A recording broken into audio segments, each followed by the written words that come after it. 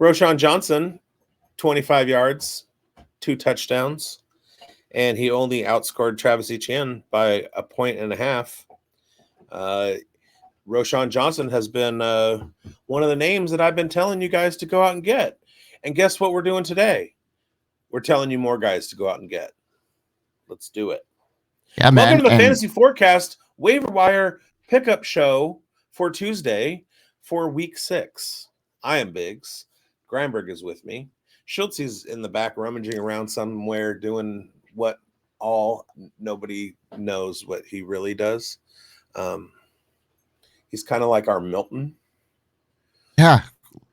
I actually moved his stapler off his desk the other day and he lost his shit on me. And we're like, where's my stapler? And I was like, Schultz, come on, man. We fired you months ago and you're still hanging out with us. What the hell? Schultz, here's an idea. You know what? First of all, I'm sorry about the stapler. Second of all, Hurricane Millen. I'm a hurricane in my own right.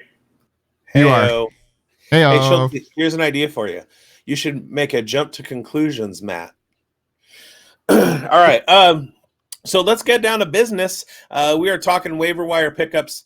It was a pretty funny weekend, and there's a lot of injury substitutions, a lot of roster decisions to be made based on injuries to your rosters. Let's first talk about the quarterback position.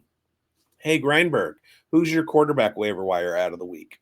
Well, this one is a sneaky waiver wire ad as we headed into Week 6, and this is just my sneaky suspicion, and I'm going to tell you guys to pick up Jameis and Winston because he is presenting a compelling case as that sneaky waiver wire addition. While he's had his ups and downs, Winston's potential as a high volume passer can't be overlooked, with Deshaun Watson struggling this season, only amassing 727 yards and 4 touchdowns with 3 interceptions in just 4 games. And then, yesterday's game, to add to that, was just the nail in the coffin. The stuff that went on at the end of the game with Stefanski, I just think that Deshaun Watson's reign as the quarterback for the Browns is going to be very short-lived, and I think they're going to do what they can to get Winston in the game, and if they do, he's got the opportunity with the weapons around him to really shine. So I'm going to pick him up as a sneaky waiver wire pick him, have him on my bench, and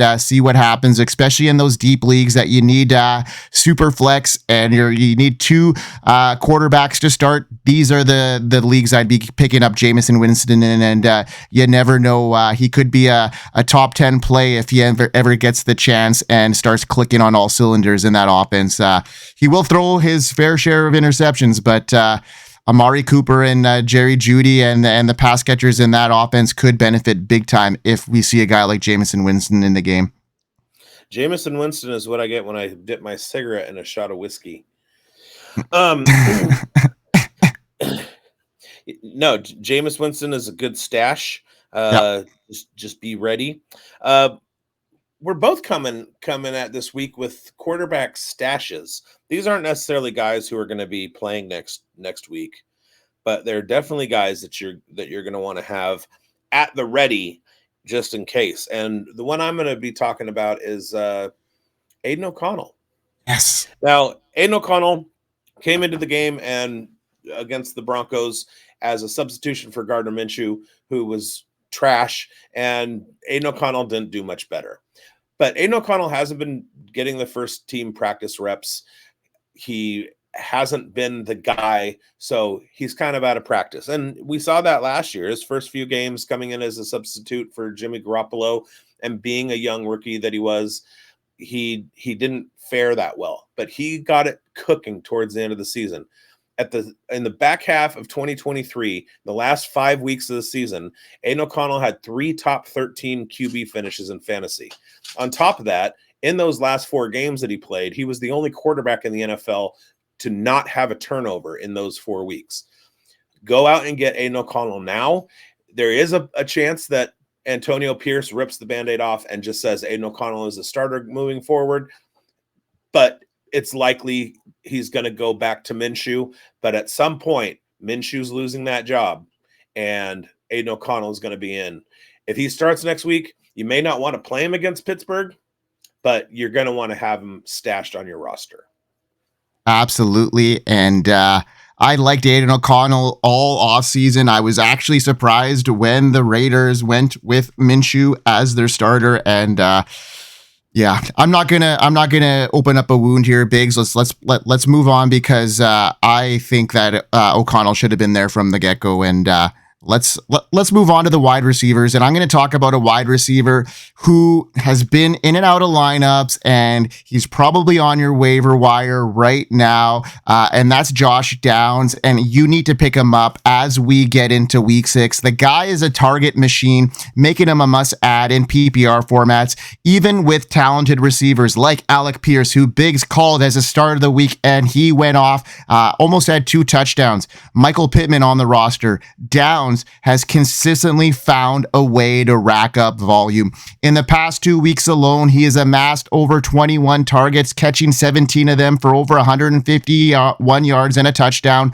That production you cannot ignore, especially when you're filling a flex spot or looking for a reliable wide receiver too during bye weeks. Since returning from injury, Downs has proven he is back in form. He's very, very quick, and he's the safety blanket for whatever quarterback is in the lineup. Don't sleep on Downs. If he's available in your league, and he should be available in over half of the ESPN leagues. If he is, grab him while you can. His availability and ability to rack up receptions makes him a reliable option moving forward, especially in leagues where consistency is key. If you want to bolster your roster, add Downs now before it's too late. Biggs, what do you got? I done been having him. All right, and so my wide receiver, I'm gonna throw out a few names here. The first 2 are Ladd McConkey and Darnell Mooney. I've been hammering those guys for a long time. Darnell Mooney is absolutely paying dividends right now, especially if you listened to me a few weeks ago. And Ladd McConkey is about to. In the leagues that I checked, they were on my waiver wire, so I made the claim for them. But they are owned. Ladd is owned in 72% of leagues. Darnell Mooney is owned in 70% of leagues. So the likelihood that they're available to you is not great. But Alan Lazard, who I've also been championing for a while, he's available in 62% of leagues. So he should be there. Why does that matter? Because so far on the year, he has 3 touchdowns, all thrown to him by Aaron Rodgers. And this week against Minnesota in the London game, he was targeted 10 times. Alan Lazard is not an afterthought. Nobody was looking to him last year. He was also hurt. But this season, he is one of Aaron Rodgers' top receivers target-wise, and all of that is paying off in touchdowns. So go get Alan Lazard. The Lazard, yeah, man. And thanks to Biggs for the Lazard, the Lazard hit up, because I put him in my lineup right before Sunday morning. And 4 touchdowns. Yeah, I know. And he's just been a target for Aaron Rodgers, especially in the red zone. So yeah, Alan Lazard is going to continue to produce. He won't, win you weeks, but if he's in your lineup, he's definitely going to be a good flex-worthy option. So I love that call, Biggs. Let's get into the running backs here. But before we do so, let's talk about a place where you can get community, where you can get great conversation, you can get your questions answered, and a great place where you can just hang out and talk ball. Where can we find that, Biggs? Florida? We are here. FantasySportsAdvice.com, offering the best fantasy sports social media platform. Why join endless Discord communities or the trolls of Reddit? Fantasy Sports Advice is a community designed to help you win with 24/7 support. Go to FantasySportsAdvice.com and become a pro member for unlimited access. Again, go to FantasySportsAdvice.com today. And that video came whipping through like a hurricane to take out my Florida query. All right, let's go to running backs. I'm gonna start this one off. Yeah. A lot of the times when you're playing fantasy football, you recognize talent and you understand that there's a player that can do whatever they can do and would be successful, but their coaches don't see it the same way. So they do something dumb, like go out and sign Aaron Jones to a big contract when we all know Aaron Jones is going to miss time because of injuries. Ty Chandler should have been the RB1 in Minnesota the whole season, and now Aaron Jones is hurt. So Ty Chandler is going to be getting the run. He's owned in less than 35% of leagues on ESPN, so go grab him. The other one is another Ty. There's two Ties. Ty and Ty. Ty Chandler and Tyrone Tracy. Devin Singletary missed some time because he's hurt. Tyrone Tracy got the nod for the New York Giants and helped them upset Seattle to the tune of like 129 yards rushing. Tyrone Tracy is available in 80% of leagues on ESPN, you guys, and as long as he is playing in the lineup, he's going to be in the conversation for top 24 running backs every week. Yeah, man. And you know what? Even if Singletary does come back, I have no idea how the Giants coaching staff could keep him off the field more regularly. You know, you might see a better split in Tracy's favor now heading after that big game, and he looked like the best Giant on the field. And this Giants team is coming on, and they're looking better than many thought. The Seattle Seahawks have a good run defense, and they allowed 129 yards on 7.17 yards per carry to Tyrone Tracy. He also had a catch on 2 targets. He's had 2 and 3 target games so far this year with Devin Singletary on the field. His RB17 finish, and I was trying to tell people to start him he was a start this week. Yeah. And he's available in 80% of leagues. So now is the time to make that waiver claim, spend whatever fab you need to, and make sure that both Ties, Chandler and Tracy, are on your team.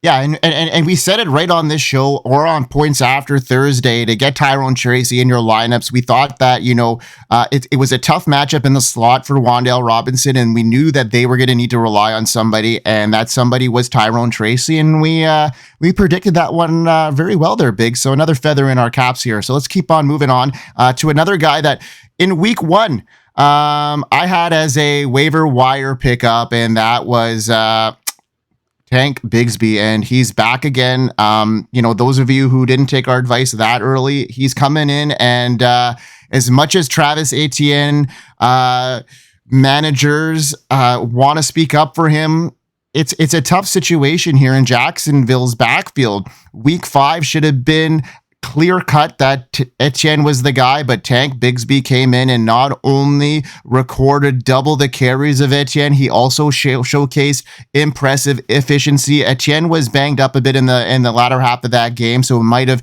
inflated Bigsby's touches, but averaging 7.8 yards per carry in a high-scoring matchup against the Colts, Bigsby's rushed for 101 yards and 2 touchdowns, finishing as an eye-popping 26 fantasy points, making him the top scoring running back for the week so far. The kind of performance that's impossible to ignore, especially as he was a key factor in the Jaguars' first win. Considering this, Bigsby's week 5 performance came on the heels of a strong showing the previous week where he rushed for 90 yards on 7 carries against the Texans. He has proven he could be both explosive and efficient, highlighted by a dynamic 65-yard run, showcasing his speed and his agility. As the Jaguars head to London for Week 6 matchup against the Bears, Bigsby's role is only expected to expand. This could be your chance to grab a player who may be soon the lead back in that offense. I hope not, because I've got a lot of Travis Etienne shares this year, but Bigsby's emerging. Schultze, can we get you in here and get you out of that yawn phase and into a conversation about your team and what's your overall take on that backfield in Jacksonville, and is Bigsby here to stay? Yes. Dude, this is an eye testing. I love ETN so much, but dude, Tank just looks good. He had a fumble on a kick return. Let's see, that would have been week 2. Thankfully, it got overruled by penalty, which would be like his one big hiccup, I guess, this year, but he's been running hard. He's been making people miss. He's been breaking tackles. Yards after contact has been off the charts for him. The efficiency has been nuts. It's the eye test. It's everything with him right now. And yeah, they're going to keep using him because he just pops when you give him the ball. So what is wrong with ETN? I don't know. Well, one, the line is not good. And Tank is doing a better job of like taking contact and working through it, where ETN is more of a, he needs that space to work with runner. Yeah. And I think that's a big part of it. They're not getting him to the outside enough either. That's where I feel like his gain is where it's at. Like he was never in the middle rusher, and Bigsby is better for that, I think. And they're using a different game plan at this stage where they're having to open up more downfield, and it just sucks for Travis Etienne because maybe they're preserving him for the latter half of the season, but the Jags are just got their first win, so I'm not sure what's happening there. He is banged up, but his stock and trade, excuse me, his bread and butter, if you will, has always been the breakout runs that he can put together, leading the NFL in plus 20-yard runs, plus 30-yard runs.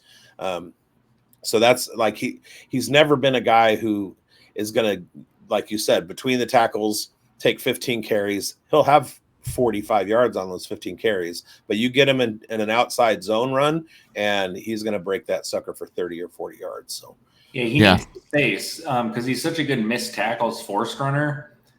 But if you can't put him in a space for a chance to make a one-on-one defender miss, he's going to go down. Right. Yeah. So, while we're finishing up the show here, I have a Jacksonville Jaguars question for you. Still fire Doug Peterson? Yes. Yeah. They need to clean house 100%. The win didn't save his job. Right. He's still operating his 2022 offense, essentially. Trevor in a modern offense would do wonders. I mean, if I was an OC, I'd be running the wing T from 1960. They beat a banged up Colts team at home that haven't beat the Jags in 9 games now. So, it just was a game that, looked like it was going to go in the Jags' favor. And next week will be another London game, a home game for the Jags again. And let's see if they can, gain off that momentum here. I got to get up at 6 again. Yeah, man. But it's Canadian Thanksgiving here in Canada this week. So you made that. You guys it is a bunch of Indigenous people too. Yeah. Well, we were the worst for that, actually. So you're opening up a wound here, and yeah. Now you have an edit point. and an exit point here. Okay, so from all of us at the Fantasy Forecast, bigz, take it home. You guys, we hope you win. We hope you win. We'll see you on Thursday night live. Yeah, man. Live.